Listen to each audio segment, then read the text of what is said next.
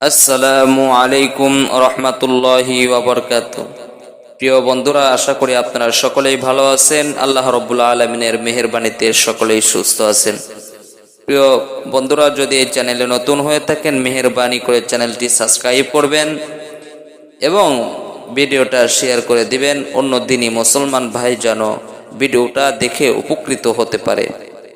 প্রিয় বন্ধুরা, এক বুজুর্গের আলোচনা করব। এক বুজুর্গের মৃতদেহ। এক বুজুর্গ বর্ণনা করেন, একবার আমি এক মরুভূমিতে ক্রমাগত অনেক দিন অনাহারে অবস্থায় সফর করছিলাম। একটানা অনাহারের ফলে আমার বেশ কষ্ট হচ্ছিল। পরে আমি মরুভূমিতে এক প্রান্তে একটি ঘর দেখতে পেয়ে সেদিকে এগোলাম।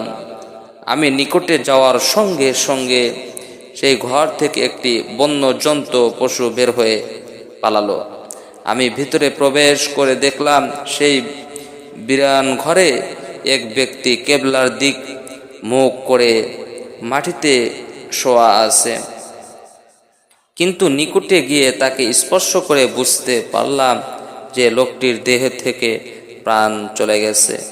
আমি মনে মনে ভাবলাম, সম্ভবত লাশ খাওয়ার জন্যই বন্য পশুটি এই ঘরে প্রবেশ করেছিল।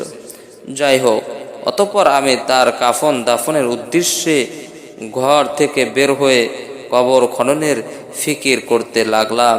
কিন্তু দীর্ঘ অনাহার ও পিপাসার কারণে আমি কোনো কাজেই মনোভিষণ করতে পারছিলাম না। এমন সময় কোথা থেকে এক ব্যক্তি এসে আমাকে সালাম করে জিজ্ঞাসা করলো, তুমি কি সেই ফকিরের কাফন সম্পূর্ণ করে ফেলেছ? আমি বললাম, এখনো সম্পূর্ণ হয়নি।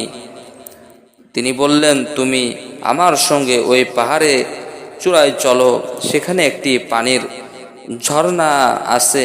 আমি তার সঙ্গে ওই পাহাড়ে গিয়ে দেখলাম সেখানে একটি সুন্দর পানির ঝর্ণা এবং তার পাশেই একটি খালি মস্ক পড়ে আছে।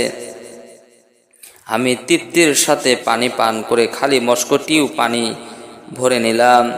আমার সঙ্গীটির নিকটেও একটি পানির মস্ক ছিল, সেও তাতে পানি ভরে নিল।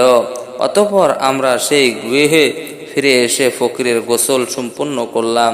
ফকিরের গায়ের যে ছিন্ন বসন জড়ানো ছিল তা দ্বারাই তার কাফনের ব্যবস্থা করে তাকে দাফন করা হলো। ফকিরের দাফন সম্পূর্ণ হওয়ার পর লোকটি আমাকে বলল, আসলে ওই ফকির ছিলেন এক মহান বুজুর্গ। তার নিজের মর্তবা সম্পর্কে তিনি নিজেই জানতেন না, কারণ তিনি নিজের অপরাধ সচেতনতা এবং আল্লাহ পাকের আযাব ও গজবের ভয়ে সর্বদা এতটা ভীতু থাকতেন যে তার ফলে নিজের বুজুর্গি ও কামালতের কথা চিন্তা করার সুযোগ পাননি। এই কথা বলে লোকটি অদৃশ্য হয়ে গেল। অতঃপর আমি সেই কবরের পাশে দাঁড়িয়ে কালামে পাক হতে কিছু তেলাওয়াত করে বুজুর্গের রূহের উপর বখশিয়ে দিলাম এবং বুজুর্গের খেদমতে উসিলা দিয়ে আল্লাহ পাকের রহমত প্রার্থনা করে দোয়া করলাম। আল্লাহ পাক আমার দোয়া কবুল করলেন এবং দীর্ঘদিন যাবৎ আমি বরকত অনুভব করলাম।